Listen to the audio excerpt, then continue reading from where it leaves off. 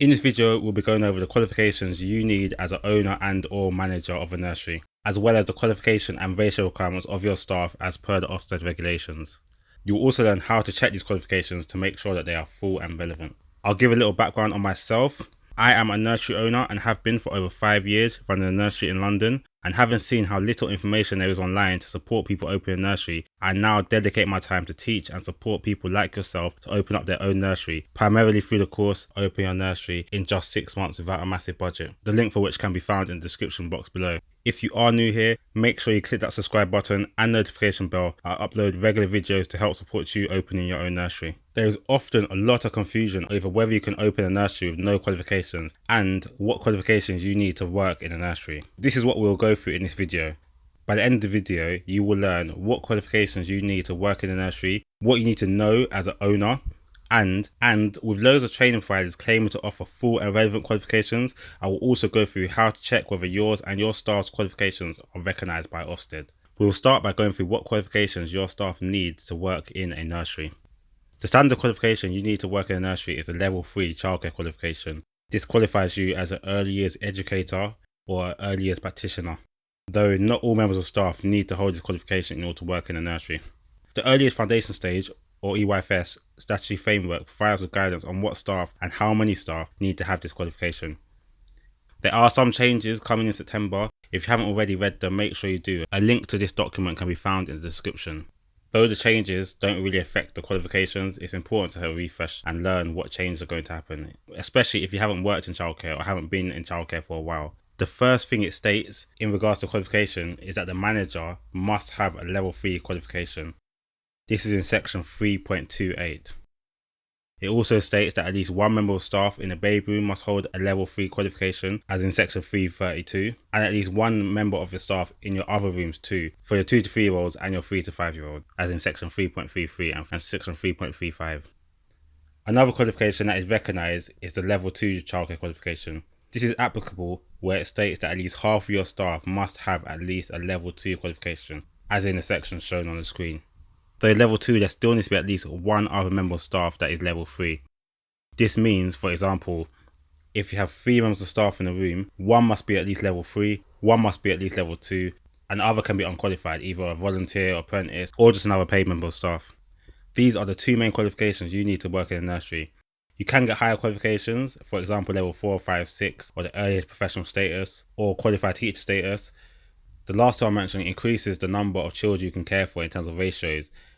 All the qualifications just give you that extra bit of knowledge, though it is not essential. The key qualification you need is the level 3 childcare qualification. If you're struggling with staffing and need further support, for example arranging your staff team, organising ratios, etc., then make sure you enrol on the full course listed in the description. On the course you will learn everything you need to know in order to open your own nursery. You will start off by researching your chosen area, making sure that there is sufficient demand in order to make sure your nursery is successful. You will then start looking for your building, learning how to find your building and what legal requirements and Ofsted requirements you need to stick to. Then you will learn about running your business, how to pay tax, register as a sole trader, partnership, company, etc., as well as how to secure funding and write your business plan. Next, you'll learn how to do HMRC, how to recruit and pay staff, including ratio requirements. Then you'll learn how to register with Ofsted, what documents you need to fill in and how to do so.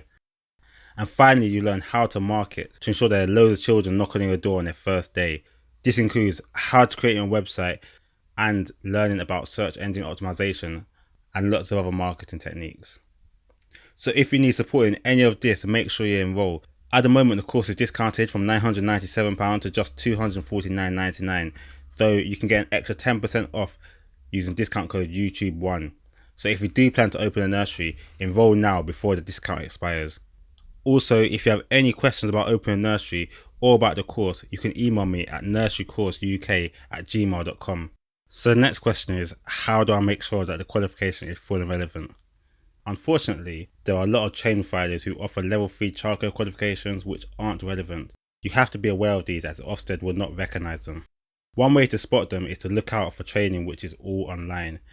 Be very careful of these as they look just like the diploma, but they do not qualify you to work with children within the level 3 ratios. If you are unsure, you can check the qualifications online. The method for checking is complicated and is based on when the qualification was awarded.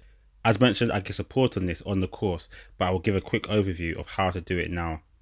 If it is awarded pre-2014, you can check if it is recognised by Ofsted by clicking the link in the description, downloading the Excel document, and checking if the qualification is listed on there.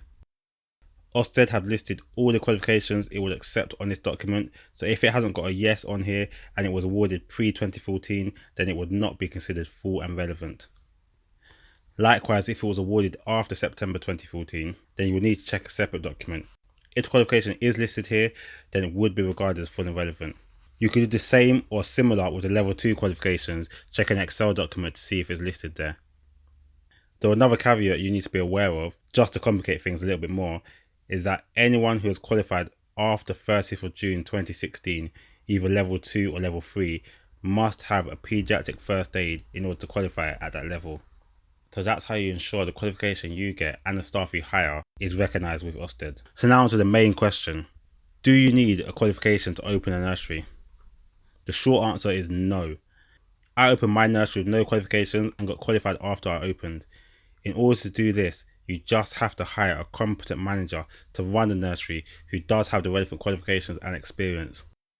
Though if this is the route you plan to take, I recommend that you do get some experience working in a nursery first, even just as a volunteer, just so you know more about the field you're going into. As the owner and named person, you are responsible for adhering to Ofsted regulations, you are the main contact for Ofsted, and you are the main responsibility for safeguarding for the nursery.